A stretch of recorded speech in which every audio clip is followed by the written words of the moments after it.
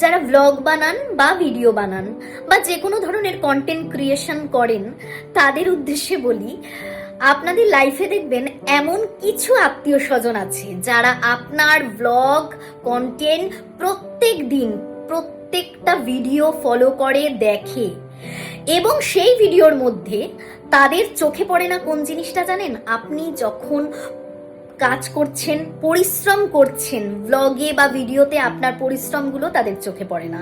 কিন্তু সেই ভিডিওটা বা ব্লগে যখন আপনি ঘরে একটা নতুন জিনিস তৈরি করছেন বা আনছেন, সেটা দেখাচ্ছেন, তখন সেটা তাদের খুব চোখে পড়ে। দেখবেন আপনার কোনো পরিশ্রম বা আপনার কোনো ভালো কাজ তাদের চোখে পড়ে না, কিন্তু সেই ভিডিওর মধ্যে যদি এমন কিছু থাকে যেটা নিয়ে কথা বলা যায়, নিন্দা করা যায়, সেগুলো তাদের চোখে পড়ে।